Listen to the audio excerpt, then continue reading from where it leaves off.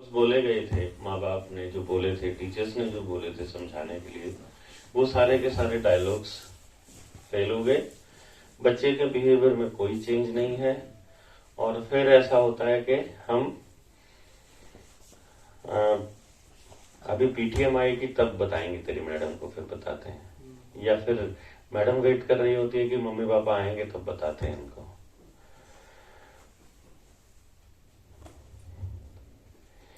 मैं जब पीटीएम में जाता अपने बच्चे की, मैंने आपको बताया अभी थोड़ी देर पहले कि उसकी मदर को अलाउड नहीं था होमवर्क चेक करना, डायरी चेक करना, पेपर चेक करना, या उसको पढ़ाना, या उसका होमवर्क कराना, या उसका होमवर्क में हेल्प करना अलाउड ही नहीं था कि नहीं तुम नहीं करोगी।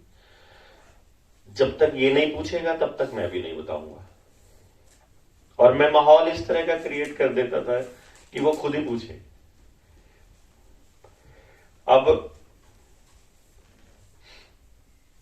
वो जानते नहीं कि मैं क्या बताऊंगी। जब मैं इसका कोई काम ही नहीं कराती तो स्कूल का, तो मुझे स्कूल में पीटीएम में जाने का कोई लॉजिक नहीं था, तो वो जाते नहीं थे। मैं जाता था तो मैं उसे लेके जाता और उसको बोल देता कि तुम खेलो दोस्तों के साथ, स्कूल में जो पीटीएम में आए जो भी बाहर दोस्त है उनके साथ खेलते रहो, बात करते रहो, मैं मैडम से बात कराऊंगा।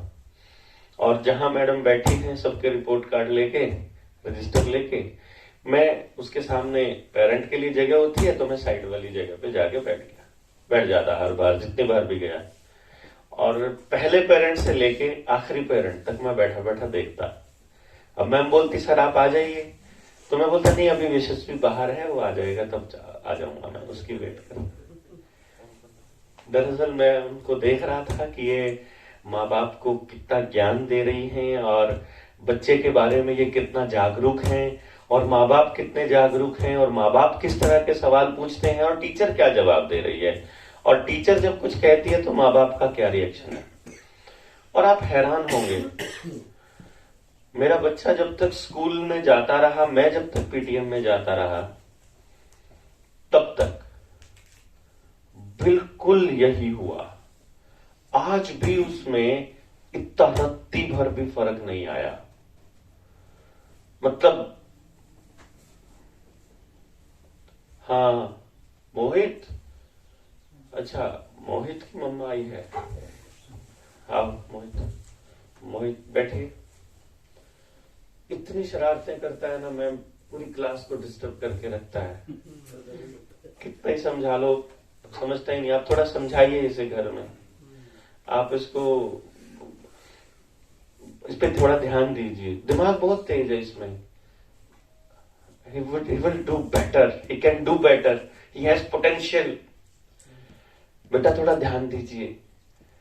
मम्मा कहेंगी तुम पढ़ते नहीं हो, तुम तो कह रहे थे कि मेरी क्लास में परफॉर्मेंस अच्छी है। मैम अच्छा है, अगली बार बढ़िया करोगे ना, प्रॉमिस, पक्का प्रॉमिस। और फिर मार्क्स देखे, अच्छे है, ठीक है, पढ़ता है, बढ़िया है, ही पेज अटेंशन। थोड़ा बहुत कट जाता है, सिली मिस्टेक्स होती हैं, वो सब कोई नहीं, थोड़ा प्रैक्टिस करेगा हो जाएगा। थोड़ा प्रैक्टिस किया करो बेटा, लिख लिख के देखा करो। और फिर कोई दूसरा है, ये तो बिल्कुल ही ध्यान नहीं देता है। फिर मतलब वो प्रोसेस ये रहती है कि माँ बाप में से और टीचर में से एक भी खुश नहीं है, और एक से भी खुश नहीं है। मतलब किसी से भी, जिससे टीचर खुश है उसके पेरेंट कुछ ना कुछ लेके आए हैं, और जिसके पेरेंट खुश है उसको टीचर को प्रॉब्लम है उससे। मतलब उस बच्चे से प्रॉब्लम। मैं बैठा बैठा देख रहा था कि पूरी क्लास में एक बच्चा भी नहीं है काम का। फिर दूसरी सेक्शन में चले जाओ, वहां भी यही हाल मिलता है। तीसरे सेक्शन में चले जाओ, मैं दूसरे पेरेंट के साथ, मेरा तो काम ही रिसर्च था। मेरा तो काम ही ये था कि करता क्या है, पहली क्लास का बच्चा क्या कह रहा है, दूसरी क्लास का बच्चा क्या कह रहा है, 10वीं का बच्चा, 11वीं का बच्चा क्या कह रहा है। मैं देख रहा हूं नर्सरी क्लास के बच्चों के जो पेरेंट्स हैं, उनकी पीटीएम में जो अटेंडेंस है वो 100% है, 100% अटेंडेंस। मतलब एक भी माँ बाप अपने बच्चे की एक भी पीटीएम मिस नहीं कर रहा है पूरे साल में। फिर उसका एलकेजी में भी कोई क्लास मिस नहीं होती माँ बाप की, यूकेजी में भी कोई क्लास मिस नहीं होती, फर्स्ट क्लास में भी कोई क्लास मिस नहीं होती, सेकंड में भी कोई क्लास मिस नहीं होती, तीसरी क्लास में जाकर के उसके बच्चे के नंबर कटने शुरू हो जाते हैं। और वहां पर पीटीएम में अटेंडेंस फाइनल एग्जाम तक, तीसरी क्लास के एग्जाम तक अटेंडेंस 100 से 90% पे आ जाती है, चौथी क्लास में 80% पे आ जाती है, पांचवी क्लास में और डाउन जाती है, और जब तक बच्चे की अटेंडेंस 11वीं क्लास में पहुंचती है, पीटीएम में जो माँ बाप की प्रेजेंस है मात्र 5 से 15% रह जाती है। इस दौरान वो भी कह के थक चुके होते हैं, वो भी सुन के थक चुके होते हैं, और वो भी इंस्ट्रक्शन दे के थक चुके होते हैं। अब तो ये कह देते हैं बेटा तुम नहीं पढ़ना है, सेल्फ स्टडी से ही बात बनेगी, तुम पढ़ोगे तो कामयाब हो जाओगे, तुम नहीं पढ़ोगे तो कामयाब नहीं होगे। और उस टाइम तक बच्चे के दिमाग में क्या आता होगा ये आप सोचिए। जब एक बच्चे को उसके दिमाग में 24 घंटे केवल एक ही फीलिंग फीड कराई जाती है कि you are a failure, you are not worthy, तुमको जो मिल रहा है तुम्हारी औकात से ज्यादा मिल रहा है, हमको ऐसा कुछ नहीं मिला था, तुम्हारी परफॉर्मेंस, तुम्हारी को जो मिली हुई चीजें हैं उससे कम है, तुम जो कर रहे हो वो एनफ नहीं है, हम तुमसे खुश नहीं है, तुम्हारा धरती पर आना बेकार गया, तुम काबिल नहीं हो, तुम्हें अभी और मेहनत करनी है, तुम पूरा ध्यान नहीं दे रहे हो, और अभी तुम कामयाब नहीं हो। क्या इसके अलावा कोई और दिमाग में आता होगा उसके? मुझे तो नहीं लगता, क्योंकि मैंने उन बच्चों को बहुत करीब से देखा है। दे रियली हेट देमसेल्व्स, क्योंकि वो उनकी उम्मीदों पर खरा नहीं उतर पाए जिन्होंने उनके ऊपर अपना सब कुछ न्यौछावर कर दिया।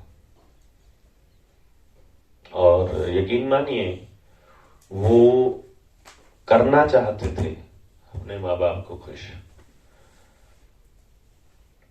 वो चाहते थे कि मेरे को जो मिल रहा है उसका मैं पे करूं, वो चाहते थे कि मुझे कोई डांटे ना, मुझे कोई मारे ना, मुझे कोई नकारा ना कहे। आप में से कोई है जो चाहता है कि मेरे घर वाले मुझे डांटे, पीटे, दिन रात मेरा दिमाग खराब करते रहें, दिन रात मेरे ऊपर टॉन्ट कसते रहें, कुछ भी करते रहें? चाहते हो क्या? कोई भी चाहता हो कि मैं अपने पापा से बहुत, अपनी मम्मी से बहुत प्यार करता हूं, इसलिए मैं चाहता हूं कि मेरी मम्मी रोज शाम को 2 डंडे सुबह मारे तो शाम को मारे? एक चीज है कि मतलब हम लोग जो डांट सुने हैं, जो भी चीज हुआ है, हम चाहते हैं कि हम वो काम ना करें बच्चों के साथ, लेकिन होता क्या है कहीं मतलब वो नहीं करता है, या कुछ ऐसा मतलब कि गेम खेल रहा है कंप्लीट, वो आपको लिख के देना है मुझे। अभी जब हाँ ना मैं बोलूंगा उसी में लीजिए, लंबा जो क्वेश्चन होगा ये मेरे पास आए हुए हैं, लिखे हुए, आप लिख के दीजिएगा, मैं इनको सबको पढ़ूंगा, सबकी बात का जवाब दूंगा बिल्कुल एज इट इज, जितना भी। मतलब मैं ये कह रहा हूं कि क्या हम में से कोई है ऐसा जो चाहता है कि उनके माँ बाप की नजरों में वो थोड़े से अनवर्दी नजर आए? एनीबॉडी? नहीं। क्या आप में से चाहते हैं कि आप जो करें उससे आपके घर वाले और आपके टीचर्स खुश रहें? तो ऑब्वियसली आपका बच्चा भी नहीं चाहता होगा, क्यों जी? और अगर वो ऐसा कर रहा है जिससे आप खुश नहीं है, there must be some force, there must be something जो उसको वो सब करने के लिए मजबूर कर रही है, क्योंकि वो चाहता नहीं है। मुझे मालूम है, मैंने आज तक एक भी बच्चा नहीं देखा। मैं जब जाता हूं और जब मैं कोटा में जाता हूं और वहां पढ़ रहे बच्चों की मनस्थिति को समझने की कोशिश करता हूं, जब मैं कोचिंग सेंटर में जा रहे बच्चों की मनस्थिति को समझने की कोशिश करता हूं, जब मैं उन्हीं बच्चों के ऊपर 10 साल लगाता हूं अपनी जिंदगी के। कैन यू इमेजिन, मैं एक बच्चे को ऑब्जर्व कर रहा हूं जब वो दूसरी क्लास में है, मैं उसे तीसरी में भी ऑब्जर्व कर रहा हूं, मैं उसे चौथी में भी कर रहा हूं, मैं उस बच्चे को बदलते हुए देख रहा हूं, मैं उसकी सोच को बदलते हुए देख रहा हूं, मैं उसके माँ बाप की सोच को बदलते हुए देख रहा हूं, और मैं उसे अपनी आंखों के सामने बर्बाद होते हुए देख रहा हूं, जस्ट बिकॉज कि उसके माँ बाप को समझने की अक्ल नहीं है, क्योंकि वो समझने के लिए तैयार ही नहीं है, तैयार ही नहीं है। मैं कह रहा हूं कि तुम समझ लो अपने आप को, तुम सुधार लो अपने आप को, और उसके बाद भी वो कह रहे नहीं, यही खराब है, यही खराब है, यही नहीं करता। हम तो सब समझा समझा के थक चुके हैं। और मैं ये कहता हूं, तुम समझा समझा के तो थक चुके हो, तुमने समझना कब शुरू किया?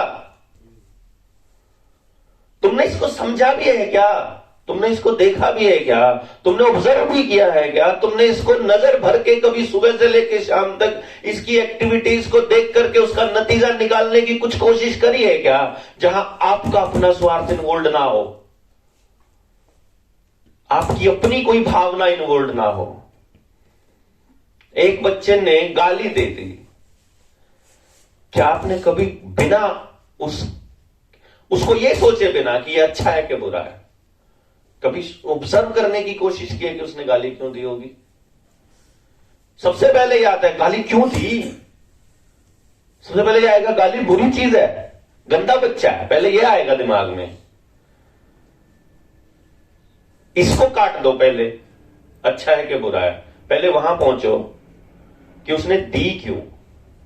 उस गाली में इस्तेमाल होने वाले शब्द क्या वो लेकर पैदा हुआ था? उसको उस शब्द को आपने सिखाया था उसे?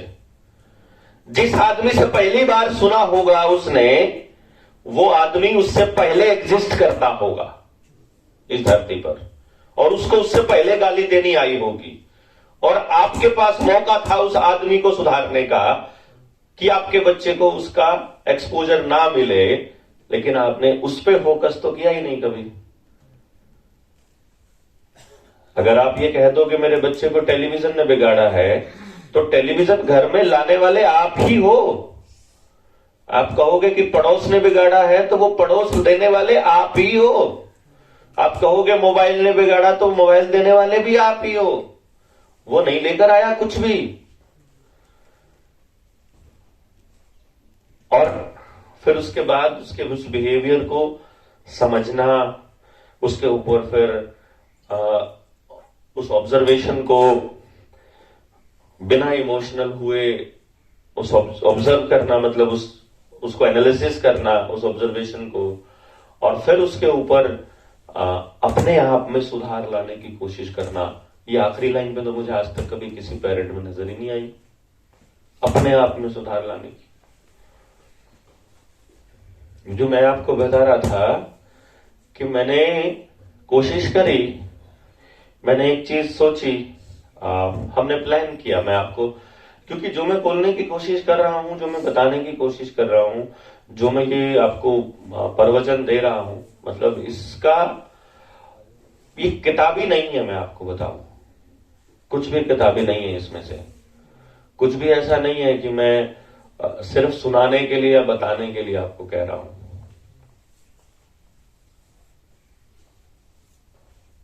आप सोच भी नहीं सकते हैं कि बच्चों के दिलों पे क्या गुजर रही है और उनके साथ क्या हो रहा है।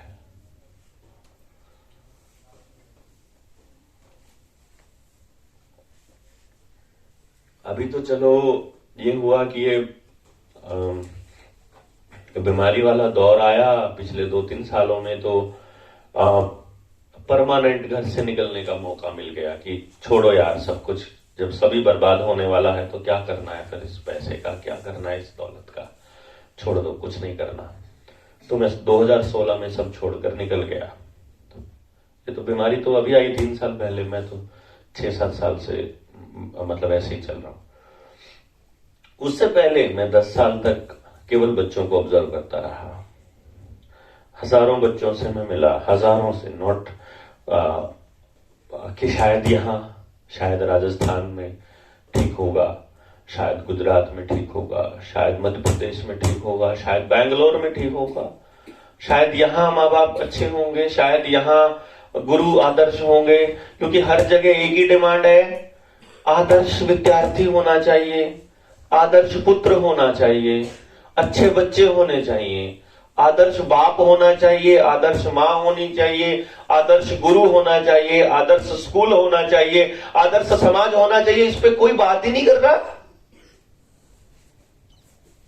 तो कोई पे भी नहीं, यहां नहीं, वहां नहीं, इधर नहीं, उधर नहीं, किधर भी नहीं। और मैं उस बच्चे के ऊपर पड़ रहे प्रेशर को महसूस करता हूं जब भी मैं उससे बात करता हूं। और आप सोचिए, उस प्रेशर को मैं अपने ऊपर महसूस करता हूं, तो जब मैं हजारों बच्चों से बात करता हूंगा, कितना दर्द उनका होगा आप अंदाजा नहीं लगा सकते। और अगर आप इमोशनल हैं, अगर आप मजबूत हैं अंदर से, और आप सच में मजबूत हैं, क्योंकि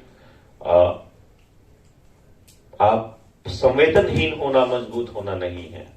अगर आप संवेदनशील हैं, आपके ऊपर अगर शब्दों का असर होता है, अगर आपके ऊपर भावनाओं का असर होता है, यकीन मानिए मैं खून के आंसू रोता हूं कि अपने हाथों से अपनी अगली पीढ़ियों को बर्बाद कर रहे हैं हम लोग, सब लोग मिलकर के, क्योंकि हमको एहसास ही नहीं है हम जो कर रहे हैं हम क्या कर रहे हैं। और सिर्फ इसलिए कि संवाद खत्म हो गया है मुद्दों पर, सबको पैसे की पड़ी है, सबको नाम की पड़ी है, कंपनी में प्रमोशन लेने की पड़ी है, बॉस की यश करने की पड़ी है, समाज में दिखाने की पड़ी है, सोफा कितना महंगा लाना है, टीवी कितना बड़ा लाना है, गाड़ी कितनी बड़ी होनी चाहिए, बच्चे की ड्रेस कितनी ब्रांडेड होनी चाहिए, मोबाइल कितना बड़ा होना चाहिए, घर फ्लैट कहां पर होना चाहिए, समाज में रेपुटेशन कहां होनी चाहिए, दारू कौन सी पीनी है, या बैठ के खाना कौन से रेस्टोरेंट में खाना है, दिखाना कैसे है, ब्याह शादी में कितना पैसा खर्च करना है। सारी जिंदगी इसी चक्करों में की, सारी जिंदगी कमाते रहो और कंपनियों को लुटाते रहो, और बच्चों को बोलते रहो हम जो कर रहे हैं सब तुम्हारे लिए कर रहे हैं, जो भी कर रहे हैं तुम्हारे लिए कर रहे हैं। और इसमें 5,000 करोड़ रुपए का हीरे का व्यापारी आता है, वो भी मुझे आके काउंसलिंग में कहता है जिंदगी बेकार ही हो गई, औलाद निकम्मी निकली। वो भी ये नहीं कहता है कि मैं क्या ठीक करूं कि चीजें ठीक हो जाएं, वो भी ये कहता है औलाद निकम्मी ही निकली। और मैं उसे ये बोलता हूं, जब तुझे अपनी औलाद पर टाइम देने का वक्त था तब तो तू प्लॉट के लिए इंस्टॉलमेंट का जुगाड़ कर रहा था, तब तो तुम बिजनेस को बढ़ाने के लिए दिन रात पागलों की तरह काम कर रहे थे, और उस वक्त फिर अपने बच्चे को देने के लिए सिर्फ कंपनसेशन वाला क्वालिटी टाइम होता था। कंपनसेशन वाला क्वालिटी टाइम पता है आपको? कि पापा सुबह निकलते हैं, रात को आते हैं, बच्चे को पास बैठने के लिए टाइम नहीं है।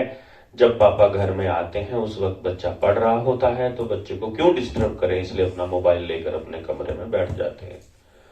जब मोबाइल का प्रचलन ज्यादा नहीं था तब वो टीवी के आगे बैठा करते थे। और फिर उनको एक ही दिन मिलता है सैटरडे का या संडे का, उस दिन वो अपने पूरे हफ्ते की कंपनसेशन और उस गिल्टी को उतारने के लिए उनको मूवी दिखाने ले जाते थे, उनको कहीं बड़ी किसी बढ़िया से रेस्टोरेंट में कुछ खिलाने ले जाते थे, पिज्जा या बर्गर या कुछ ऐसा, कोल्ड ड्रिंक, अपनी मर्जी से खेल लो, खिलौने, इधर कोई आउटलेट है वहां झूले झूल लो, तो उसको वो क्वालिटी टाइम बोलते थे, उसको बोलते हैं वो क्वालिटी टाइम।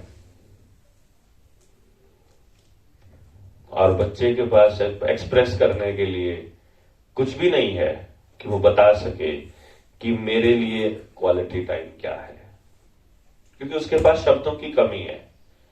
वो अपनी बात को बताने के लिए जिद करता है। कल मैं अर्पित भाई के घर था तो उनकी बेटी छोटी सी है, वो अपनी बात को मनाने के लिए उसे एक ही भाषा आती है कि वो रो पड़ेगी, उसे भाषा नहीं आती है। वो कुछ भी बताना हो उसे, या तो वो हंसेगी या रोएगी, क्योंकि उसे भी बोलना नहीं आया है। और हम उसके रोने और बोलने का हिसाब किताब अपनी मर्जी से लगाएंगे ना, कि हम कितने ज्ञानी हैं, उसके हिसाब से लगाएंगे कि ये तो रो इसलिए रही है, ये तो रो इसलिए रही है, तो इसलिए कर रही है, तो अपने हिसाब से। उसको नहीं देखने हैं हमने, क्योंकि हमें उस एंगल से देखना सिखाया ही नहीं, किसी ने बताया ही नहीं, चर्चा ही नहीं हुई, संवाद ही नहीं है समाज में।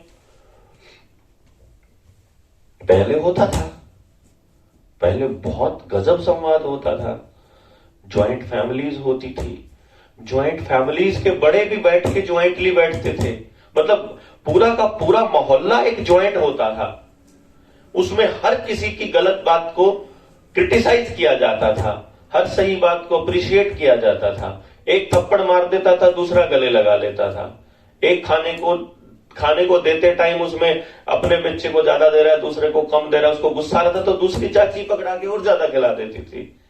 तो उसे रियलाइज ही नहीं होता था कि, उसको यह लगता था कि खराब लोग भी हैं दुनिया में, अच्छे लोग भी हैं, कोई फर्क नहीं पड़ता है, लेकिन कुल मिलाकर के अच्छे ही लोग ज्यादा है। और वो ये देखता था कि समाज में बुरे का क्रिटिसिज्म हो रहा है और अच्छे को अप्रिशिएट किया जा रहा है, तो वो अच्छा बनने की कोशिश करता था, वो जबान की वैल्यू रखने की कोशिश करता था, वो समाज में एक दूसरे के काम आने की कोशिश करता था कि नहीं, बात अलग है। तो वहां जो संवाद था पेरेंटिंग का, वो कुदरती था, उसमें हमको करना नहीं पड़ता था। फिर जड़ें काटनी शुरू की सभ्यता की, और हमको गांव से शहरों की ओर पलायन करवाना शुरू किया, और फिर अकेले अकेले होते चले गए। पहले एक बेटा कमाई के लिए घर से निकला, फिर दूसरा निकला, फिर तीसरा निकला, और फिर निकलते चले गए, और अब एक ही परिवार के 4-4 हिस्से हो गए, 4-4 जगह चूल्हा जलता है, संवाद जीरो हो चुका है। अच्छा क्या है, बुरा क्या है, पूरे दिन में अपने बच्चे के सामने आपका कोई बात नहीं आती। फिर जो टीवी उसको सिखा रहा है, कार्टून उसको सिखा रहा है, मोबाइल जो सिखा रहा है, वो सब कुछ वही सीख रहे हैं। समाज तो उसको कुछ सिखा ही नहीं रहा, माँ बाप तो उसे कुछ सिखा ही नहीं रहे, टीचर तो उसको कुछ सिखा ही नहीं रहे। टीचर भी रट्टे मरवाने के लिए काम कर रहे हैं, घर में माँ बाप भी ट्यूशन पे वही कर रहे हैं, जितनी देर बात होती है। पापा भी आकर के अगर 5 मिनट होते हैं तो कितने नंबर आए आज के टेस्ट में, क्या दिक्कत रह गई थी, 2 नंबर क्यों कटे, अच्छे से ध्यान दिया करो, ठीक से पढ़ा करो। उसको लगता है कि ये सिर्फ नंबरों के लिए पूछने के लिए आते हैं घर में।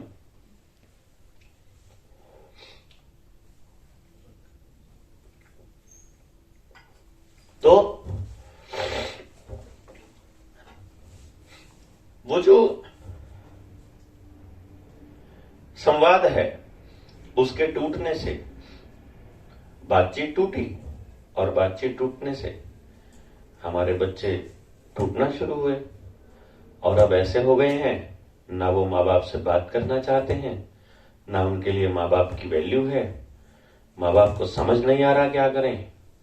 अब वो देखते हैं कि जिद्दी भी हो गए हैं, बात भी नहीं सुनते हैं, बात मानते भी नहीं हैं, पढ़ते भी नहीं है, खाते भी नहीं है, समाज के लिए भी संवेदनहीन है, अपने खुद के लिए भी संवेदनहीन है, करियर के बारे में भी नहीं सोचते हैं, टीवी पे लगे रहते हैं, मोबाइल पे लगे रहते हैं, बाहर खाना पसंद है, घर का हाथ का खाना नहीं खाते, घर के किसी काम में हाथ नहीं बटाते, परफॉर्मेंस के नाम पे जीरो है, 24 घंटे चिंता रहती है, पड़ोस में भेजने का मन नहीं करता, ना साइड में भेज सकते हैं, ना इधर भेज सकते हैं, खुद के चाचा चाची पे भी भरोसा नहीं है, पड़ोस तो छोड़ दो, समाज तो छोड़ दो, सरकारों पे भरोसा नहीं है, समाज पे भरोसा नहीं है, खुद पे भरोसा नहीं है, बच्चों पे भरोसा नहीं है, टीचर पे भरोसा नहीं है, स्कूल पे भरोसा नहीं है, सिस्टम पे भरोसा नहीं है, कहीं कोई भरोसा नहीं है। और नाउम्मीदी का आलम यह है कि सब टेंशन और डिप्रेशन के अंदर जाते जा रहे हैं। नहीं, मतलब इसमें से ऐसा हो सकता है कि एक को कोई एक है, दूसरे को घर में कुछ और हो रहा है, लेकिन अच्छा नहीं है ये। मैं ये नहीं कहता ये सारी की सारी एक ही बच्चे के साथ हो रहा है, किसी के साथ कुछ हो रहा है, किसी के साथ कुछ हो रहा है, लेकिन इसमें से अच्छा कुछ भी नहीं है। मुझे लगा था कि पूरे समाज में, पूरी सोसाइटी में कम से कम एक बच्चा तो बढ़िया होगा जो फर्स्ट आता होगा, भाई चलो वो तो अच्छा ही होगा।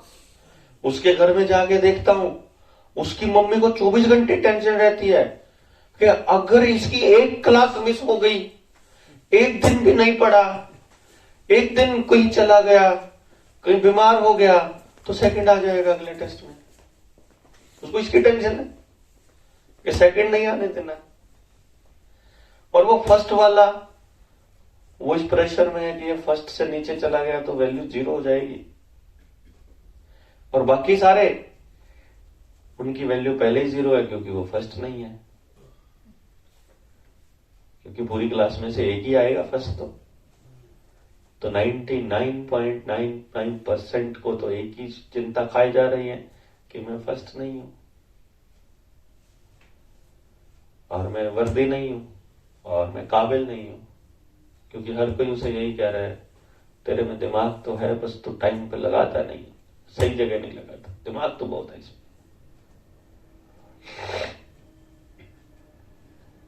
सोचिए, बच्चों को इस मनोस्थिति से निकालने के लिए क्या कोई अवतार आएगा? क्या कोई टीचर निकालेगा? क्या कोई सरपंच निकालेगा? कोई एमएलए, एमपी, सीएम, पीएम, या कोई संगठन आएगा जो आकर के आपके बच्चों को बचाने की कसम खाएगा और वो आपको कह देगा तुम साइड में हटो, तुमको कुछ नहीं आता, हम ही बचाएंगे तुम्हारे बच्चे? ऐसा कुछ होगा या आपको खुद से करना होगा? बच्चे इस काम को ज्यादा बेटर कर सकते हैं कि माँ बाप ज्यादा बेटर कर सकते हैं? जिसकी प्रॉब्लम है वही सॉल्व कर सकते हैं।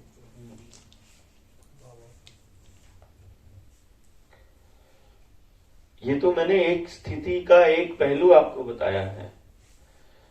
अगर हम डिटेल में चीजों को समझने लगे ना, तो इस पे तो घंटों घंटों बोला जा सकता है। मतलब ये ऐसा पहलू है समाज का जो अभी तक छुआ गया नहीं है। ये जितनी चीजें मैंने आपको बताई हैं, जो हालात ये हो रहे हैं, ये सभी कारण है इस बात का कि आज आपके बच्चे इस तरह से बिहेव कर रहे हैं। अगर आपका बच्चा 15 साल से ऊपर का है ना,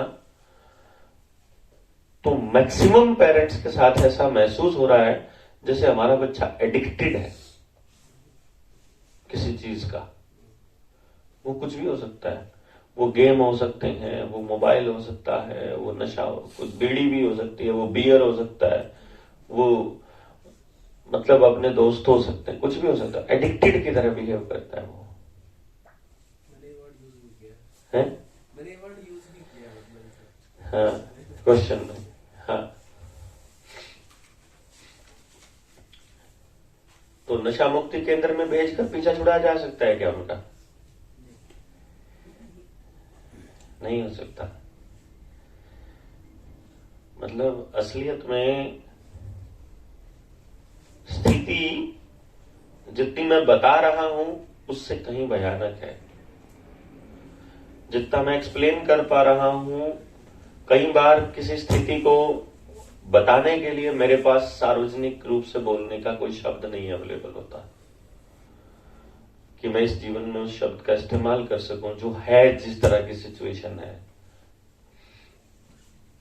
और यदि हम नहीं चेते, यदि हमने काम करना शुरू नहीं किया, तो यकीन मानिए वो नशा, वो बुराई, वो हथियार या वो गलत चीज जो अभी तक समाज में है, बाहर नजर आ रही है, धीरे धीरे वो आपके घर की तरफ बढ़ रही है। आपका बच्चा उससे बच नहीं पाएगा किसी भी कीमत पर। जैसे अर्पित भाई ने बोला ना थोड़ी देर पहले कि समाज सेवी, मेरे को ये शब्द ना मतलब चुभता है। समाज सेवी आज के टाइम पे वो लोग हैं जो गाली देने के लायक है। मतलब वो समाज सेवी है ही नहीं है। समाज सेवा के नाम पर वो जो कर रहे हैं, मतलब उनको भी नहीं पता है वो कितना क्या कर रहे हैं। मतलब मैं भी मैं तो समाज सेवी नहीं हूं जी, सीधी सी बता रहा हूं। मैं तो 100% स्वार्थी आदमी हूं। मेरा स्वार्थ है, मुझे अपना बच्चा बचाना है, और मेरा बच्चा तब तक नहीं बच सकता जब तक आपके बच्चे नहीं बचेंगे,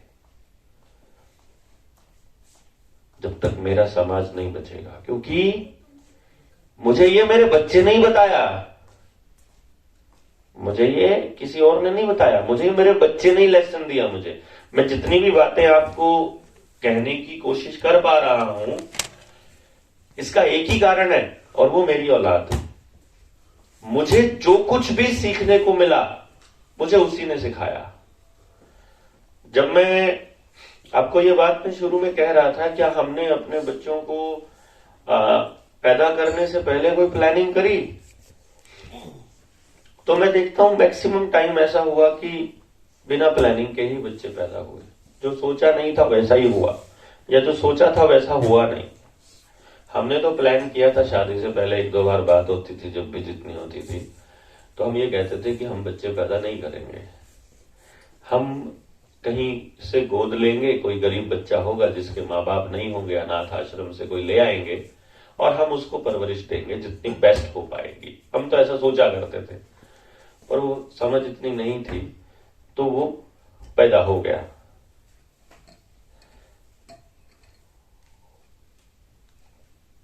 हम स्टेबल भी नहीं थे, मतलब हम बिल्कुल स्टेबल नहीं थे जब बच्चा पैदा हुआ उस टाइम पे। और दिमाग में थॉट आया कि क्या हमें ये बच्चा रखना चाहिए। अभी तो शादी को हमारे महीना भर, 2 महीने भी नहीं हुए हैं, और हमें पता लग गया कि भाई अब तो बच्चा तो कंसीव ही हो गया। और अब क्या करें। थॉट आया कि क्या बच्चा रखना चाहिए कि नहीं, मतलब सवाल आया, थॉट नहीं आया, सवाल आया। तो हमारा एक ही जवाब था, नहीं। अगर हम ये कहते हैं कि परमात्मा की नेमत होता है बच्चा, तो हम अपना निर्णय नहीं देंगे, फिर let the nature do it's work. और वो इस प्रोसेस में हमने आगे बढ़ना शुरू किया। प्री मैच्योर डिलीवरी हुई हमारे बच्चे की। डॉक्टर्स वगैरह के चक्कर हमने नहीं काटे, कोई दवाई वगैरह हमने नहीं खाई थी, ये आयरन बायरन ये सब जो देते हैं, कोई इंजेक्शन हमने नहीं लगवाया, और प्री मैच्योर डिलीवरी हो गई। तो डॉक्टर्स ने कहा कि ऐसे बच्चे बचते भी कम हैं, और ऐसे बच्चे हेल्दी भी नहीं रहते हैं, तो इसका जो डेवलपमेंट और ग्रोथ होगी वो बहुत स्लो होगी, और सीखने में भी ये स्लो ही रहेगा। तो मैंने उस टाइम पे डॉक्टर को कहा था, मैं कहा कोई बात नहीं डॉक्टर साहब, वो तो कोई ऐसी बात नहीं है, मेरी तो स्पेशलिटी है स्लो लर्नर्स के साथ काम करने की, तो मुझे कोई ऐसी दिक्कत नहीं है, बस ये ठीक रहना चाहिए, बाकी तो सब हम देख लेंगे। और वो चली प्रोसेस। सबसे पहले तो यही एक चैलेंज था कि जो ट्रेडिशन में है, जो डॉक्टर कह रहा है, वो मानना है कि नहीं मानना है। मतलब ये पूरी महाभारत थी, और हमने कहा हम तो नहीं मानेंगे। बोले इसको यहां रखिए, हेल्दी एनवायरनमेंट में रखिए, अस्पताल में दाखिल करने की बोलता है। आपको जानकर हैरानी होगी, आज 16 साल का हो गया है मेरा बच्चा, डॉक्टर्स ने पूरा जोर लगाया कि आज इसे एडमिट कर दो। तो मैं उसे बोलता हूं एडमिट क्यों करना है, पहले ये बताओ, कि इसके ऊपर हम लोग निगरानी रख लेंगे। तुम्हारा एक बंदा 24 घंटे यहां बैठेगा, ऐसे कैसे हो सकता है? तो फिर तुम निगरानी कैसे रखोगे? छुट्टी करो, घर लेके जाऊंगा, मैं पूरा दिन पूरी रात इसके ऊपर निगरानी रखूंगा, कुछ भी दिक्कत आएगी तो मैं वापस ले आऊंगा, बट निगरानी तुम रख ही नहीं सकते इसके ऊपर, क्योंकि तुम्हारे एम्प्लॉई हैं, तुम्हारा आदमी इसके साथ किसी तरह से कनेक्ट है, उनको कोई फर्क नहीं पड़ता है 2 जान चली जाएंगी तो, हमारा एक ही है। हम रह सकते हैं 24 घंटे इसके ऊपर आंख कढ़ा करके बिना सोए, तुम नहीं रह सकते, तो छुट्टी करो। तो मैंने आज तक उनके कहने के बावजूद कहीं भी अस्पताल में उसको टिकने नहीं दिया। पहले शुरू में ही जितनी थोड़ी अकल थी तो ले ही जाते थे एक आध बार डॉक्टर के पास, तो वो हमारे मौसा जी थे डॉक्टर इसके, तो उन्होंने भी कभी इसको ज्यादा दवाई दी नहीं। उन्होंने मुझे एक लेसन दिया कि देखो अगर इसको दवाई देंगे तो दवाइयां ठीक करेंगी, तुम इसको दवाई कम दोगे तो ये अंदर से ठीक करेगा अपने आप को।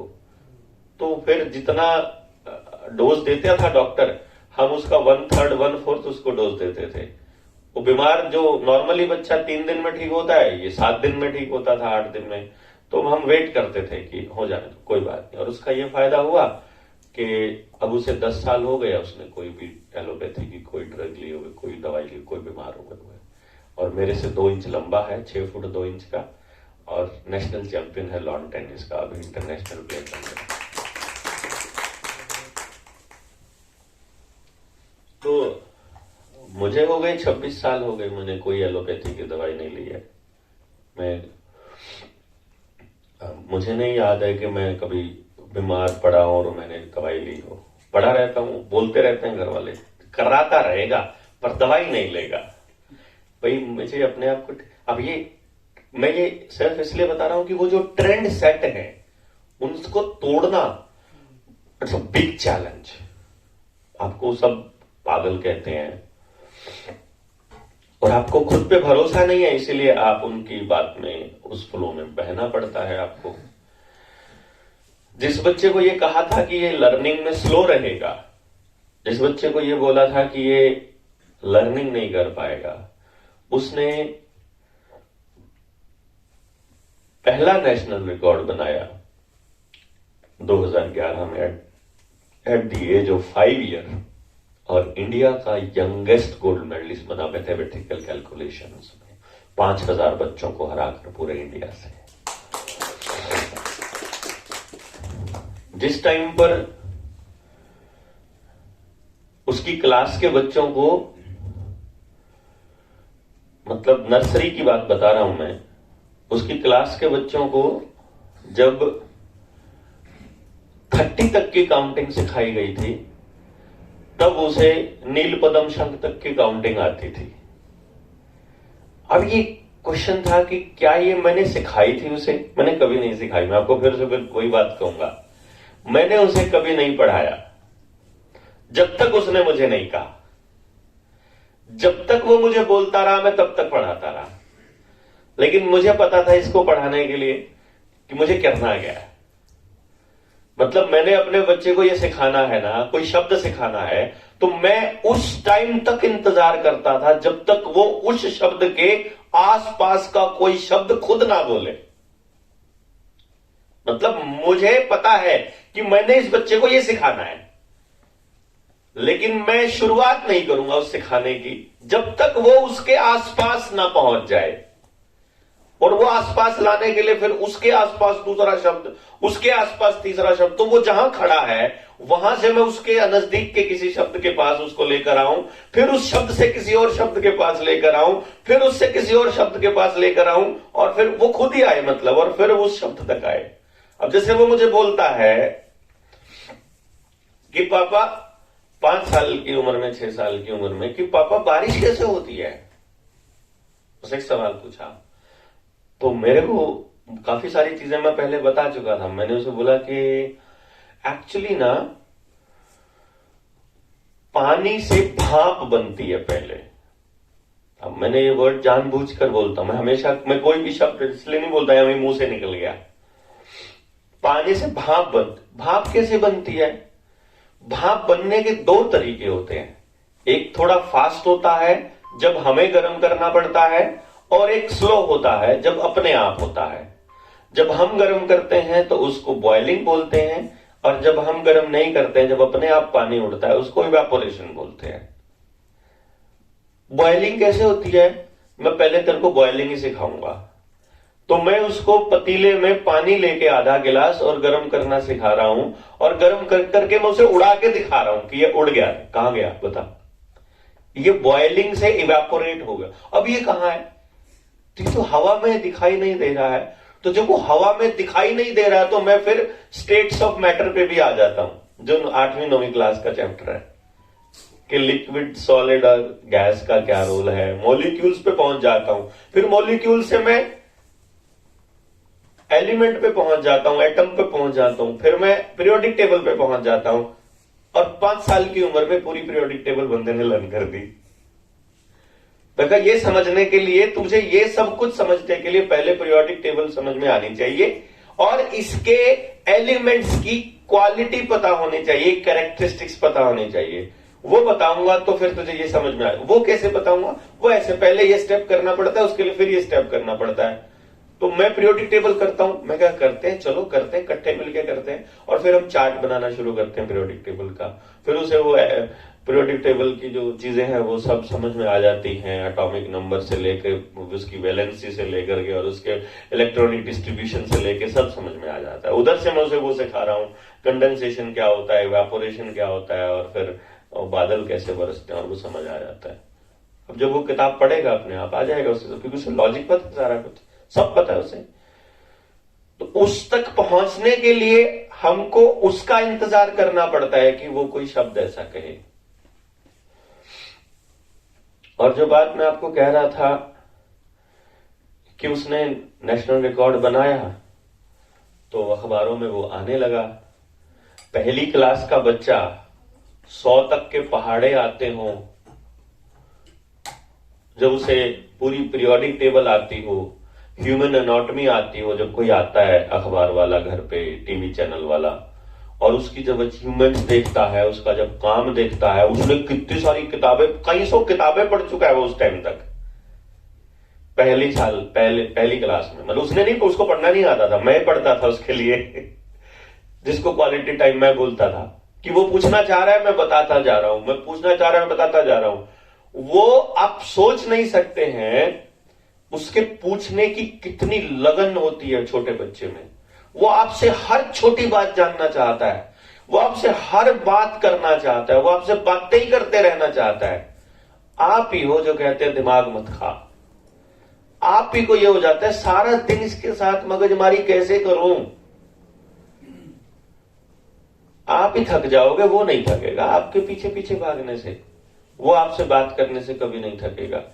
आपको अपने कामों की पड़ी है, आपको अपनी रेपुटेशन की पड़ी है, आपको अपनी सोसाइटी की पड़ी है, आपको दिखावे की पड़ी है। उसे कुछ दिखावा नहीं चाहिए, उसको ना आपसे पैसे चाहिए, उसको ना आपसे प्रॉपर्टी चाहिए, उससे ना आपको मतलब सुविधा चाहिए, उसको आपकी क्या रेपुटेशन है, आप कितने पैसे वाले हो, कितनी पावर वाले हो, दुनिया में कहां रहते हो, कहां पे घर है, छोटा है कि बड़ा है, 2 कमरे है कि 4 कमरे है, 20 है कि 50 है, आपको कितने लोग इज्जत करते हैं, कोई फर्क नहीं पड़ता है उसको सिर्फ एक बात से फर्क पड़ता है कि जब मैं इसके पास जाता हूं तो ये मुझसे कितना बात करने के लिए तैयार है।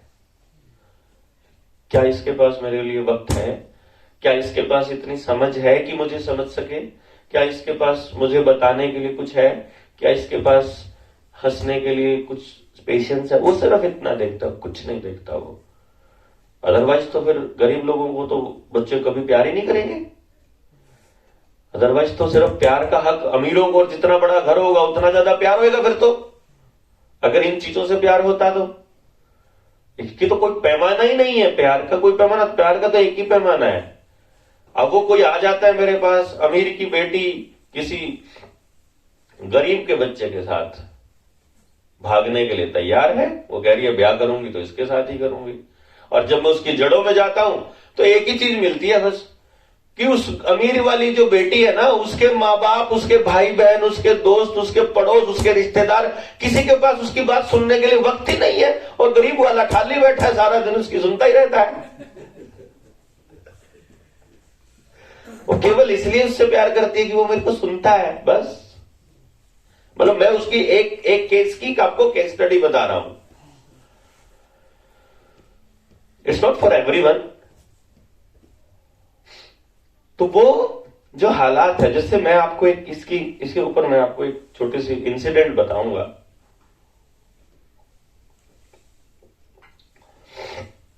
जब वो नर्सरी में था 2009 में, 3-3.5 साल का था, 2009-10 में आसपास, तो मैं उस वक्त ऑनलाइन पढ़ाता था। जो लोग आज ऑनलाइन पढ़ते हैं ना, मैं 2009 में यूके, यूएस, लंदन, शिकागो के बच्चे मेरे पास ऑनलाइन पढ़ते थे। मेरा एक सॉफ्टवेयर था जिसपे पूरा ब्लैक बोर्ड टाइप से था। मैं यहाँ से लिखता था, उधर उनके बोर्ड पे चलता था, तो मैं पूरा कॉन्वर्सेशन पूरी क्लास लेता था।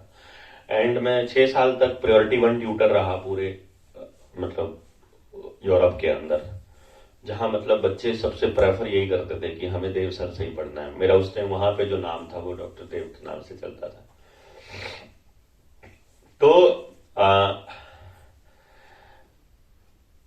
मैं पढ़ा रहा हूं, 10:30 से 2:30 बजे तक मेरा सेशन होता था रात को, क्योंकि और मैं सेशन लेता था सिर्फ अपने शौक पूरे करने के लिए। मतलब जो मैं कमाई करता था वो मैं घर पे देता था, जो मैं काम करता था दिन में, और जो मैं रात में काम करता था वो मैं अपने शौक पूरे करता था उससे। भाई ये मेरे, इसमें जो मैं पैसा कमाऊंगा, इसमें पर सेकंड हमारी आमदनी होती थी, पर मिनट लॉगिन का पैसा मिलता था। हर बच्चे को जितने क्वेश्चन बताए या जितनी देर उसके साथ लॉगिन रहे उसका पैसा मिलता था। तो अच्छी खासी मतलब जूतों के पैसे पूरे होते ही बंद कर देता था कि चलो भाई जूते आ गए, आज छुट्टी, आज ये आ गई छुट्टी। तो वो ऐसे चलता था। वो मैं रात को पढ़ाता था 10:30 से 2:30 बजे तक। तो 10:30 बजे मैंने जैसे ही बजाना शुरू किया, पीछे डबल बेड है, वहां पे दोनों माँ बेटा सो रहे हैं, और मैं अपने लैपटॉप पे सॉरी उस पे कंप्यूटर पे मैंने पढ़ाना शुरू किया। उस टक टक से उसकी नींद खुल गई। और पापा जी, और मेरा ये उसूल रहा है आज तक का, अभी तक का, कि मैंने अपने बच्चे को कभी 2 बार पापा जी नहीं बोलने दिया। पहली बार मैं पापा जी बोला, उसी टाइम में ऐसा होता था भाड़ में जाए दुनिया, और मेरे मुंह से एक ही शब्द निकलता, हाँ बेटा जी। मैंने उसी टाइम उसकी तरफ देखा, मैं कहा हाँ बेटा जी। ये 100 के बाद क्या आता है? मतलब रात को नींद खुली उसकी टक टक से, और उसका सवाल था ये 100 के बाद क्या आता है? और उसी टाइम मेरे को मजा आ गया, आज बंदा मूड में लग रहा है, क्योंकि 100 तक की काउंटिंग उसने बहुत पहले कर ली थी। हम लोग चार्ट बनाते थे, तो चार्ट बना के मैं सामने दीवार पे टांग देता था। हरे रंग का ब्लू कलर से कौन सा अक्षर है, थोड़ा डार्क ब्लू कौन सा अक्षर है, वो हम खेल खेलते थे। तो उस खेल में उसको पूरी पहचान थी सब किसी की। दिन में कितने, हफ्ते में कितने दिन होते हैं, महीने में कितने दिन होते हैं, वीकली कैलेंडर कैसे चेंज होता है, वीकली हफ्ता कैसे चेंज होता है, मंथली कैसे चेंज होता है, सब नर्सरी में पता था उसे, सब कुछ। मतलब हम खेल में ही करते होते थे। आज मंडे है तो कल क्या था, परसों क्या था, अगले दिन क्या होगा, उससे अगले दिन क्या होगा, हम खेलों में, मतलब उसको मालूम ही नहीं होता था मैं पढ़ रहा हूं। मतलब कॉन्सेप्ट कितने क्लियर चलते रहते थे। तो मैं उस वक्त में उसको बोलता हूं कि 100 के बाद आता है 101, 101 एक्चुअली। तो बोलता है फिर 101 के बाद क्या आता है? मैंने कहा 102। फिर 102 के बाद क्या आता है? 103। और जब 103 तक पहुंचा तो मुझे रियलाइज हो गया कि आज इसको सीखने का मूड बना हुआ है। तो मैंने कहा 1 मिनट के लिए मैं लिख दूं इस पे कुछ, मैं बता रहा था उनको, बच्चों को। बोला हाँ लिख दो। तो मैंने लिखा कि मेरा लैपटॉप, मेरी लाइट चली गई है और मैं क्लास नहीं ले पाऊंगा, तो सीपीयू जो है वो ये जो यूपीएस जो है वो मेरा खत्म होने वाला है, और अभी जो है क्लास आज की ओवर, बाकी कल पढ़ेंगे। और मैंने बंद किया, उसी टाइम स्विच ऑफ, और मैंने कुर्सी घुमा ली उसकी तरफ कि आप बता 103 के बाद बताओ ना क्या होता है? 104 के बाद 105, 105 के बाद 106, 106 के बाद 107। वो एक पूछ रहा है, मैं एक बता रहा हूं। हमारे यहां क्या लॉजिक है? मैंने एक बात पूछी, उसके लॉजिक बताने स्टार्ट कर देंगे। मैंने मोहित से पूछा, मोहित कितने बजे का टाइम था वहां? मोहित बोल रहा है सर टाइम तो 9 बजे का था, पर अभी वहां पे तैयारियां चल रही हैं। मेरी इतने बजे रचना जी से बात हुई, उसने फोन करके मुझे ये बताया, और वो ये कह रही थी कि अभी ये होने वाला है और ये होने वाला है। और मैं सोच रहा हूं यार मेरा सवाल सिर्फ इतना था, कितने बजे का टाइम था? उसका जवाब इतना ही बनता है, 9 बजे, बस। क्योंकि सवाल यही था, कितने बजे का। उसके बाद अगला सवाल पूछूंगा तो अगला जवाब आएगा। मैं ये बच्चे से बात करने का प्रोसेस बता रहा हूं। मैं इसलिए मैंने मोहित का नाम इसलिए लिया, कल को इसके घर बच्चा होने वाला है, अगर होगा तो, शादी होगी तो, क्योंकि अनवैक्सीनेटेड मिल नहीं रही।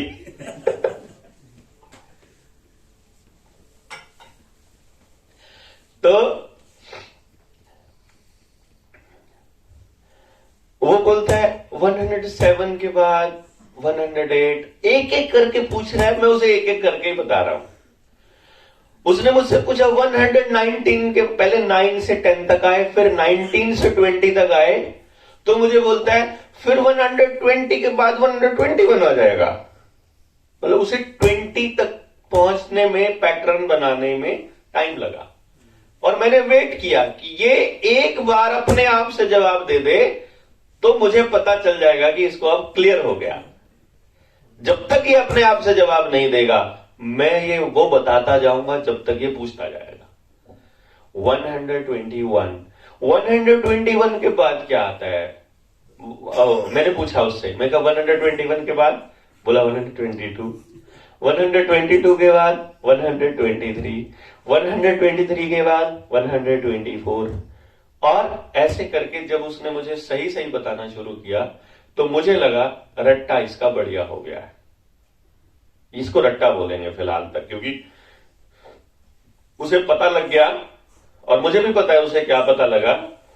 तो मैंने अब उसे बोला, मैं कहा चल एक बात बताओ, 129 के बाद क्या आएगा? बोलता 130, और 139 के बाद 139, 440, और 189 के बाद बोलता 190, और मैंने बोला 199 के बाद आप बताइए क्या जवाब दिया होगा? 100। क्योंकि वो क्या कर रहा है, उसको ये समझ में आ गया कि मुझे 100 तो पहले बोलना और बाकी काउंटिंग चल रही है ऑटोमेटिक, और वो काउंटिंग पे कॉन्सेप्ट पहले क्लियर था उसका, तो वो उस 100 को पहले बोल के वो उसको आगे चल रहा है, तो बोलता है 100 करेक्ट, परफेक्ट। अब मुझे ये बताओ 1 and 1 कितना होता है? 1 और 1 कितना होता है? बोलता है 2। तो 100 और 100 होता है 200। अच्छा, फिर तो 299 के बाद 300 हो जाएगा। सीधा जंप मारा उसने 100 का। फिर तो 299 के बाद 300, मैं बीच बीच में एक दो पूछता रहता, मैं ये बता 399 के बाद 349 के बाद क्या आएगा? 350। फिर तो क्रिस्टल क्लियर हो गया उसको। करते करते मुझे समझ आ गया, बीच बीच में पूछ पूछ के हम लोग खेल रहे हैं। फिर ये बता चल अच्छा ये बता, क्योंकि हम हर बारी जब मेरा एक्साइटमेंट देख रहा है तो वो भी एक्साइट हो रहा है। जब हर बारी मैं हर बार खुश होकर के बोलो अरे वाह कमाल, अरे वाह, और जब उसे हर बार फीलिंग ऑफ अकम्पलिशमेंट आ रही है कि मैं जीत रहा हूं, मुझे पता लग रहा है, मुझे समझ आ रहा है। क्योंकि हम माँ बाप का क्या रहता है, तेरे को नहीं आता है, मैं सिखाती हूं, ये गलत कर रहा है, ये ठीक नहीं, उसको करेक्ट करते रहते हैं। उसको एक बार आप गलत भी कर देता है, उससे सिर्फ एक बार गुड।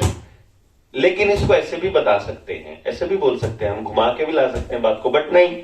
एनी हाउ हम पहुंचे फिर ऐसे करते करते काफी देर की डिस्कशन के बाद, एंड मैंने उससे पूछा फिर ये बताओ 999 के बाद क्या आएगा? इस पैटर्न उसने बोला 1000, क्योंकि 799 के बाद उसे क्लियर हो गया था कि 800 आना है। तो 999 के बाद 1000। कट, फर्स्ट क्लास, बढ़िया, ग्रेट। मेरे नाम बता क्या क्या है? आपके नाम? आपको माँ जी काड़ा बोलती है। मेरी माँ, मेरा घर का नाम काड़ा है। दादा भी आपको काड़ा बोलते हैं। आपका नाम देवेंद्र भी है, आपका नाम डॉक्टर देव भी है, आपका नाम, मैं कहा एक ही आदमी के कई सारे नाम हो सकते हैं ना? बोलता है हाँ। तो किसी भी नाम से बुला सकते हैं? बोलता है हाँ। लेकिन मुझे ज्यादा नाम कौन सा बुलाया जाता है? देवेंद्र। तो ऐसे ही जो ये 1000 है ना, इसका एक दूसरा नाम भी है, उसको बोलते हैं 1000। क्योंकि फिर वो 1000 गया, 1100 थोड़ा बड़ा हो जाता है ना, तो फिर उसको छोटा नाम दे दिया, तो उसको 1000 कहना शुरू कर दिया कि जब हम 1000 हो जाएगा। अच्छा, फिर तो 1000 के बाद तो 1001 आ जाएगा। मतलब वो उधर नहीं टिक रहा है, उसके आगे जाना है उसको। हाँ, 1100 तक पहुंचे, 1100 से 1124, 100, 744, बीच बीच में कट में जहां उसको लगता है, और उसको क्रिस्टल क्लियर होता चला गया। 9000, 10,000, फिर हम 99,000 तक पहुंचे। फिर 99,000 के बाद बोलता है 100,000। वो अपने आप इंटरनेशनल सिस्टम में पहुंच गया। हम प्लेस वैल्यू जब सिखाते हैं तो 100,000 हो गया। मैंने कहा हाँ, फिर इसका भी कोई नाम होता है। अब उसको यह समझ में आ गया कि जब 1 लगता है और आगे कुछ है तो उसका कोई ना कोई नाम होता है। एंड देन ही सेड, मैंने कहा हाँ, इसका भी नाम होता है। फिर ये 100,000 को 1 लाख बोलते हैं। अच्छा, फिर 1 लाख के बाद 1,01,000 हो जाएगा। ये मैं आज नहीं बताऊंगा। फिर ये कब बताओगे? ये मैं कल बताऊंगा। कल कितने बजे बताओगे? कल शाम को 8 बजे बताऊंगा। फिर मैं क्या करूं अब? वो तुम बताओ क्या करना है, वो आप बताओ क्या करना है। अब हम गिनती यहीं बंद कर रहे हैं, और मैं 8 बजे केवल तब बताऊंगा जब मुझे 1000 तक की काउंटिंग लिख के दिखा दोगे। 1 लाख तक की काउंटिंग लिख के दिखा दोगे। मैं 8 बजे तब बताऊंगा जब मुझे 1 लाख तक की काउंटिंग लिख के दिखा दोगे। अब नर्सरी में पढ़ रहा है वो, लिखना उसे आता ही नहीं है, लेकिन उसको लैपटॉप पे टाइपिंग करनी आती है। तो मुझे एक्सेल में बनानी है। मैं कहा हाँ, एक्सेल में ही बनानी है। मुझे तो ये देखना है कि उसको अक्षरों को पुट करना ठीक से आ रहा है कि नहीं। एक्सेल में अपने आप वो रो और कॉलम को छोटा बड़ा करना उसको आता है, अपने आप से उसके अंदर एंट्रीज करनी आती हैं, अपने आप से लिखना आता है, और वो शाम तक अगले दिन जो है 1 लाख तक की काउंटिंग लिख के बैठा मिला है। पहले 5-6 बजे लिख के बैठा हुआ है कि 8 बजे का प्रॉमिस हो रखा है, 1 लाख से आगे चलना है। लेकिन रात को क्या कर रहा है? रात को बोलता है, मैंने पूछा अब आपने क्या करना है, आप बताओ। मैं कहा नहीं, मैं नहीं बताऊंगा, आप बताओ क्या करना है। मैंने पढ़ाई करनी है।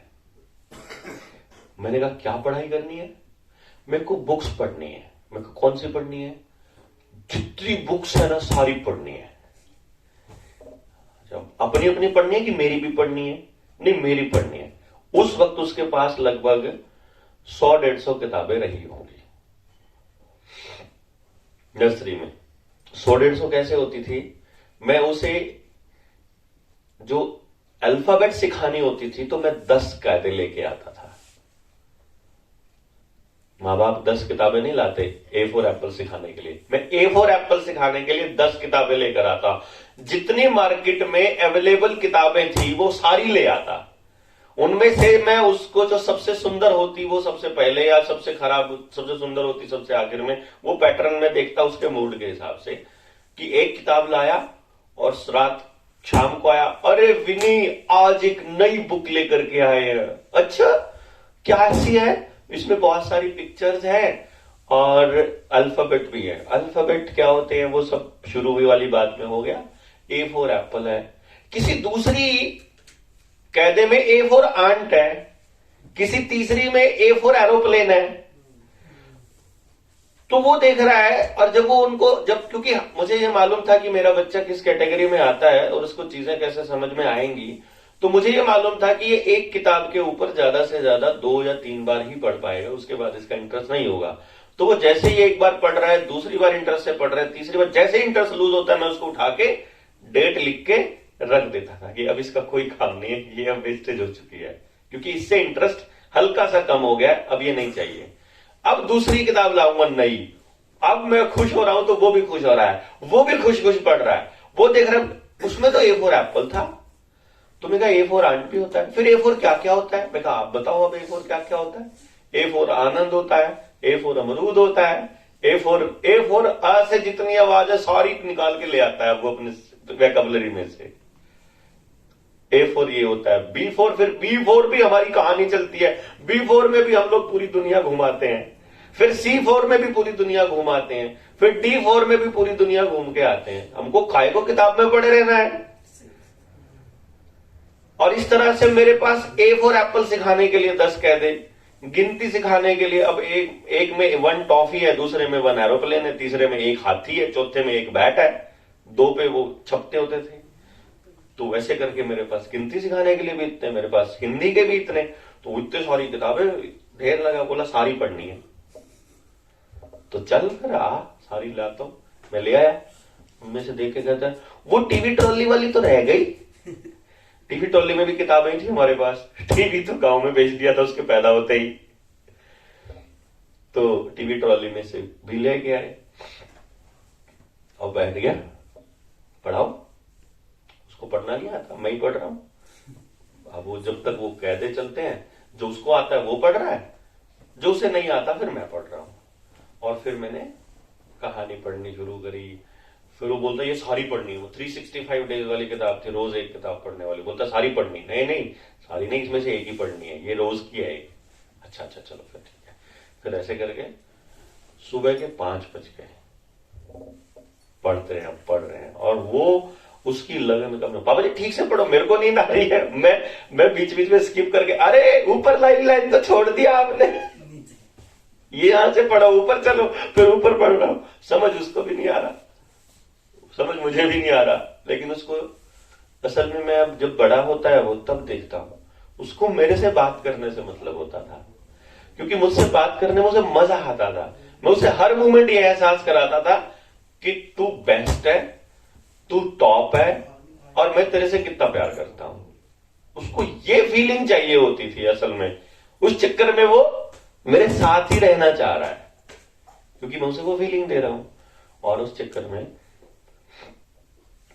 5 बज गए तो मैंने फिर उसकी मम्मा को उठाया। मैंने कहा यार तुम्हारा उठने का टाइम होने वाला था, आधा पौना घंटा, इसके पास जो टाइम है वो तुम इसको पढ़ा दो, मैं थोड़ा सो लेता हूं, मुझे स्कूल भी जाना है। फिर मैं स्कूल टीचर हुआ करता था उन दिनों। और फिर ठीक है, उसने उठ के उसने पढ़ाया। फिर तो बोलता है ये तो छोड़ नहीं रहा था मुझे। तो मैंने कहा फिर तुम्हें छोड़ना नहीं चाहिए था, मुझे उठा लेती तुम। ये नहीं छोड़ना चाह रहा है तो छोड़ना ही नहीं है, अपने को क्या है। ये कहता है मुझे और पढ़ना है तो मैं स्कूल जाना बंद कर दूंगा। मैंने छोड़ दी थी, मैंने तो 3 साल में स्कूल ही नहीं गया अगर उसको मेरे साथ टाइम बिताना है। ठीक है, स्कूल बाढ़ में जाए, स्कूल के लिए मैं स्कूल के लिए पैदा थोड़ी हूं, स्कूल मेरे भरोसे नहीं है। वो जो पैदा हुआ वो मेरे भरोसे है ना। He is the only one. पूरी दुनिया में सिर्फ एक बच्चा है जो मेरे भरोसे है, थोड़ा सा जितना मैं जिंदा हूं। तो फिर चलती है बात। तो लेकिन कुल मिला के उसको इस बात पे राजी कर लिया कि तुम थोड़ा सो लो। और तो फिर वो बोलता है, मम्मी बोलती है स्कूल भी तो जाना है आपने। बोलता है नहीं स्कूल नहीं जाना मुझे। बोला क्यों? मैंने 1 लाख तक काउंटिंग लिखनी है आज, शाम को पापा 1 लाख से आगे सिखाएंगे। तब लिखी नहीं मिलेगी तो सिखाऊं। और शाम तक बंदा 5 बजे लिख के बंदा फोन करता है, पापा जी मेरी काउंटिंग तो हो गई। तो मैंने कहा आपका तो फिर 8 बजे का टाइम है ना, तो 8 बजे आऊंगा तो सिखाऊंगा। तो वो फिर हमारी वही क्लास से आगे चलती है। फिर वो नील पद्म शंख तक करके सोया अगले दिन। मैं पहले बजा, मैं देख जब काउंटिंग खत्म हो जाएंगी फिर सोना है, आज आगे नहीं पढ़ना। ठीक है, मैं कहा मेरे को नींद आएगी फिर ना, आज मैं ज्यादा लंबे समय तक जा ही रहूंगा। 10:30 बजे तक उसको मैंने सब सिखा के दूध पिला के सुला दिया और फिर मैंने अपनी ऑनलाइन क्लास ली। कुल मिलाकर के मैं जो ये आपको बता रहा था, ये सिर्फ इसलिए बता रहा था कि उसको सीखने की आग लगी पड़ी है। मुझे वो सिखा रहा है कि मुझे क्या करना चाहिए। वो मुझे बता रहा है कि पापा आप झूठ बोलते हो। मैं उससे पूछ रहा हूं मैंने कब झूठ बोला, तो मुझे वो याद दिलाता है, आप तो कह रहे थे कि रेड लाइट पे रुकना होता है, आप रुके नहीं। हाँ भाई झूठ है, ये तो वाकई में झूठ है। आप तो उनको ये कह रहे थे, आप तो ऐसा नहीं करते हो। आप तो ये कह रहे थे कि जो मैं फोन पे बात कर रहा हूं, मैं बता रहा हूं मैं यहां पर हूं, वहां पर तो हो ही नहीं, आप तो घर पे हो, झूठ बोलते हो। हाँ भाई झूठ बोलता हूं भाई, वो झूठ छूटी, उसने मेरी झूठ भी छुटवा दी उसने मेरा खान पान भी ठीक करवा दिया, उसने मेरा लोगों से चीटिंग करना भी छुड़वा दिया, उसने मेरे को कुछ भी ऐसी चीज बुरी थी जो मैं उसमें नहीं चाहता था, मेरी उसने सब छुड़वा दी। क्योंकि मैं ये देखता था कि मेरा बच्चा मुझे 1 मिनट से पहले बता रहा है कि तुम ये गलत कर रहे हो, मुझे उस स्कूल में जाना पसंद नहीं है। तो मैं ये रियलाइज करता हूं उसको क्यों पसंद नहीं है, क्योंकि वहां पर वो जो पर्सन है वो पसंद नहीं है, या क्या रीजन है वो ढूंढने की कोशिश करता हूं। तो मुझे रियलाइज होता है कि असली बीमारी कुछ और है, हम कुछ और ही सोच रहे हैं।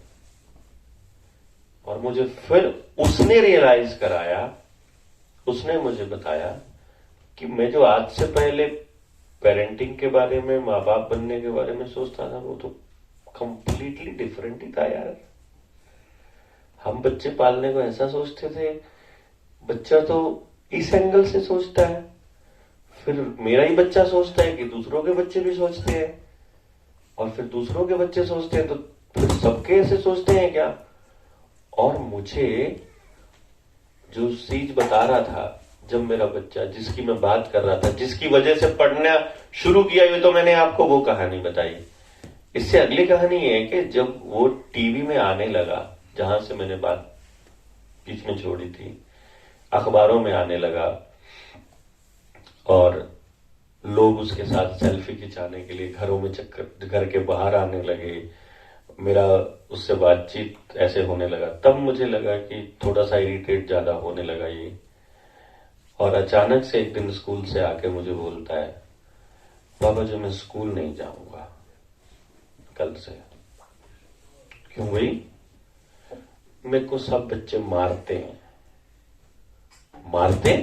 क्यों? तुम तो कह रहे थे कि पूरी क्लास आपकी बेस्ट फ्रेंड है, आप तो कह रहे थे कि पूरी क्लास आपकी बेस्ट फ्रेंड है। नहीं, अब वो बेस्ट फ्रेंड नहीं है। ऐसा क्या हुआ? वो बोलते हैं कि तू गंदा है। मैंने कहा नहीं यार, मेरा बच्चा गंदा कैसे है? वो कह रहे हैं कि तेरी वजह से हमारी मम्मी हमको पीटती है कि जब यशस्वी कर सकता है 100 तक टेबल, तो तुम क्यों नहीं कर सकते? जब यशस्वी पीरियोडिक टेबल कर सकता है तो तुम भी याद करो। जब यशस्वी ये कर सकता है तो तुमको भी ये करना पड़ेगा। उनकी माँ रोज रात को इस टेंशन में यशस्वी का नाम ले लेके अपने बच्चों को पीट रहे हैं, बताओ। तो उनको लग रहा है यशस्वी गंदा है। तब मुझे रियलाइज हुआ कि आपके बच्चे का उसकी उम्र के बच्चों से आगे निकलना मतलब बाकी बच्चों के दुश्मन बना देना, क्योंकि उसका आगे निकलना ही उनको समस्या। आप 2 सगे भाई बहन होंगे, एक के ज्यादा नंबर आते होंगे, और दूसरे को समझाओगे कि देखना ये भी तो पढ़ रहा है, देखना ये भी तो टाइम से उठता है, देखना ये भी तो कर रहा है। तो जो दूसरे वाला है ना, वो पहले वाले को बोलता है तेरी वजह से डांट पड़ रही है मेरे को। मतलब वो कभी नहीं रियलाइज कर पाता कि ये मुझे समझाने की कोशिश कर रहे हैं। माँ बाप तो उसको मोटिवेट करने के लिए कर रहा है, माँ बाप को पता नहीं है, माँ बाप तो उसे मोटिवेट करने के लिए कह रहा है, लेकिन असल में वो ये कह रहा है कि मेरी बेइज्जती हो रही है, तेरी वजह से हो रही है, क्योंकि तेरे नंबर ज्यादा आते हैं, इसलिए मेरी तू कारण है मेरी बेइज्जती का। मेरा कहने का मतलब ये हुआ कि आपके बच्चे के एक्शंस, आपके बच्चे के रिएक्शंस, आपके बच्चे की एक्टिविटीज आपको हर मिनट सिखाएंगी कि आपको क्या करना है। मैं कोई नहीं हूं आपको बच्चा कैसे पालना ये सिखाने वाला। कोई रूल बुक नहीं आती पेरेंटिंग की, कोई रूल बुक कामयाब भी नहीं हो सकती, क्योंकि सब माँ बाप अलग हैं, सबके घर का माहौल अलग है, सबके बच्चे अलग हैं।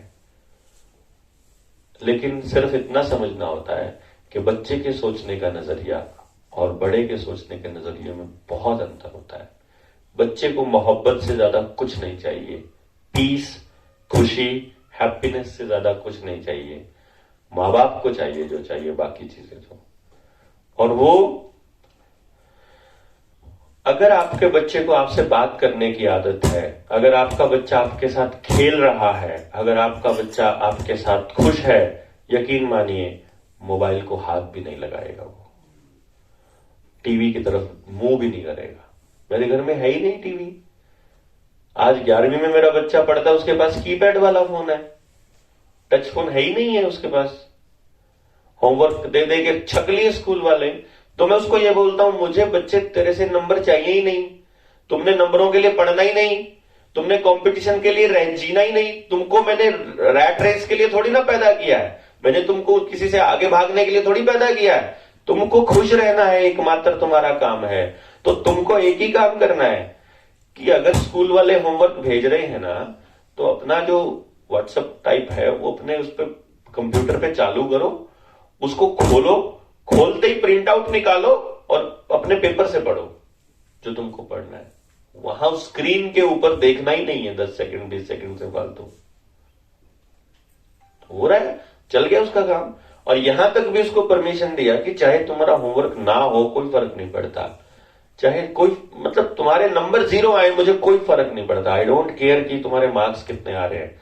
मुझे इस बात से चिंता होती है कि तुम स्क्रीन के सामने कितनी देर बैठते हो, क्योंकि ये माइंड कंट्रोल यूनिट है, ये टीवी नहीं है, ये स्क्रीन नहीं है, ये तुमको खराब करने के लिए और बर्बाद करने के लिए बनाया गया यंत्र है, जिसको पकड़ाया गया है हर हाथ में, ताकि आपके बच्चे बर्बाद हों। बर्बाद करने के लिए ही इसको लाया गया है। और ये माँ बाप को समझ में नहीं आ रहा है। माँ बाप को ये समझ में नहीं आ रहा है कि जो सरकार इतना सुनिश्चित कर दिया कि घर से एक भी आदमी मुंह ढके बिना ना निकले, सरकार को मालूम था कि एक भी आदमी मुंह ढके बिना नहीं निकल रहा, कितने निकल रहे हैं, पूरी सीआईडी थी, एक भी आदमी बचे ना उनके केमिकल को लिए बिना। सरकार को मालूम था कि कौन आदमी क्या कर रहा है। उस सरकार को यह नहीं पता कि आपके पड़ोस में नशा कहां बिक रहा है, उसको ये नहीं मालूम कि वहां पे चरस कौन बेच रहा है, गांजा कौन बेच रहा है, बीड़ी कौन बेच रहा है, तंबाकू कौन बेच रहा है, दारू कितना बिक रही है, उसको नहीं मालूम अपराधी कौन कौन है, उसको नहीं मालूम है कि खराब क्या है सही क्या है, उसको सब मालूम है। सब कुछ किया जा रहा है योजनाबद्ध, क्योंकि आप लोग सोए हुए हैं। सरकार को यह मालूम है कि इनके बच्चों की जिंदगियां इनकी आंखों के सामने बर्बाद हो रही हैं, और ये सुस्त पड़े मौज पैसे के पीछे दौड़ में, अंधी दौड़ में दौड़ रहे हैं। इनको गधे वाली दौड़ में दौड़ने दो, इनकी औलादों को पीछे से हम बर्बाद कर देते हैं। अभी पीछे तो ये बचा गए अपनी जमीन मकान लड़ लड़ के, अगली बार इनकी औलाद कहां बचेगी, खत्म। फिर उसके बाद रोटी के लिए हमारे आगे ही हाथ पसारेंगे, क्योंकि कोई तबका बचने वाला नहीं है। किसान के ऊपर अलग नजर है, दुकानदार के ऊपर अलग नजर है, बिजनेस वालों के ऊपर अलग नजर है, और हमारे बच्चों पर अलग से नजर है। हर कदम नजर रखी जा रही है, हर मिनट। आपका मोबाइल कितनी देर ऑन हुआ ये भी रिकॉर्ड होता है, कितनी देर आपने मोबाइल पर काम किया, कौन सी एप्लीकेशन खोली, उस एप्लीकेशन में क्या देखा, किस तरह के आर्टिकल्स देखे, किस तरह की वीडियोस देखी, किसको लाइक किया, किसको शेयर किया, क्या हो आप 24 के 24 घंटे निगरानी है आप पे और आपके बच्चों के ऊपर। और आपके बच्चों को अश्लील वीडियोस भी परोसी जा रही हैं, इसी के जरिए आपके बच्चों को वीडियो गेम्स भी परोसे जा रहे हैं। आपके बच्चों के लिए नशे का इंतजाम भी पूरा कर रखा है। नशे का नया कानून आ रहा है कि 10 ग्राम तक का नशा जेब में लेके घूम सकता है कोई भी नागरिक। दारू आप घर में रख सकते हैं, कानून है, एक पेटी तक का लाइसेंस आपको सबको अलाउड अपनी गाड़ी में लेके घूमिए, कोई दिक्कत नहीं है।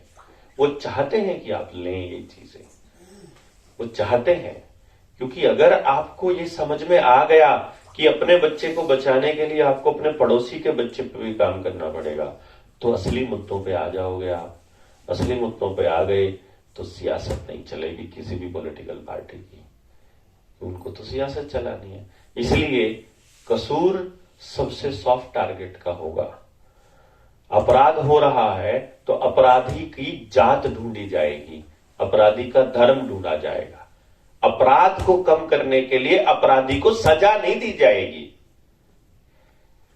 अपराधी को सजा नहीं मिले, क्योंकि अपराधी को अगर 2 महीने के भीतर भीतर सजा मिल गई तो अगला अपराधी अपराध करने से पहले सोचेगा, और अपराधी को अगर सालों साल सजा ना मिले और वो बरी भी हो जाए बाद में, तो सरकार का ही कोई मंत्री आकर गले में माला डाल देगा रेपिस्ट के या फिर किसी कातिल के, तो कातिलों के हौसले बुलंद हो जाएंगे। तो भाई कमाल है, हमारे तो नेता हमारे पीछे ही है, टेंशन ही कोई नहीं है। इधर से सत्ता का हाथ अपने हाथ में कोई, और एक सत्ता नहीं सारी सत्ताओं का यही हाल है, क्योंकि कोई भी सत्ता नहीं चाहेगी कि माँ बाप क्योंकि मैंने बोला बच्चे को कहना तू नहीं पढ़ता, तेरे बस की बात नहीं है, बड़ा आसान है, सॉफ्ट टारगेट है, उसको अपनी बात एक्सप्लेन करने के लिए उसके पास शब्द ही नहीं है, तो आखिर में इतना ही कहेगा ठीक है मम्मा पक्का प्रॉमिस।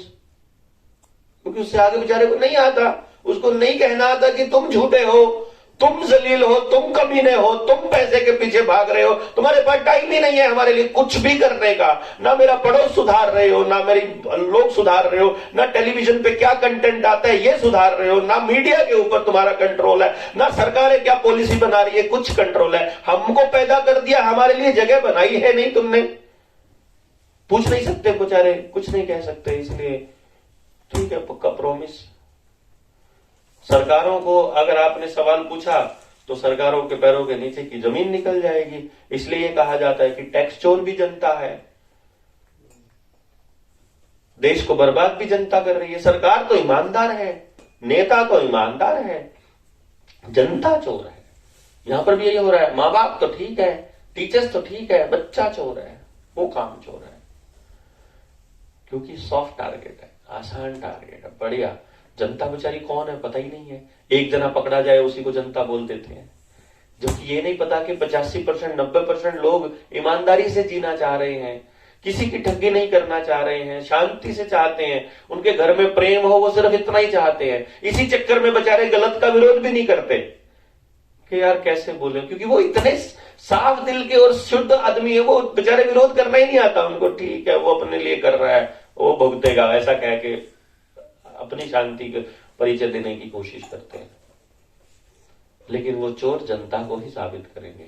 आपका ड्राइविंग लाइसेंस, आपका बैंक अकाउंट, आपकी ITR, आपके कागज, आपका GST, आपकी दुकान के कागज सब तैयार होने चाहिए और ऑनलाइन होने चाहिए, ताकि सरकार का कोई भी आदमी कभी भी देख ले। ये तो हम मालिकों के साथ है, लेकिन सरकार जो हमारे पैसे से चलती है, जो हमारी नौकर है, वो अपनी पॉलिटिकल पार्टी में किस इंडस्ट्री से पैसा लेती है इलेक्टोरल बॉन्ड के जरिए, वो RTI में नहीं आएगा। उसको नहीं कोई भी आदमी देख सकता, उसको कोई एजेंसी चेक नहीं कर सकती, उसको कैग नहीं देख सकती, उसके ऊपर कोई निगरानी नहीं है। सारी निगरानी बच्चे पर है, जनता पर है। यही तो हो रहा है।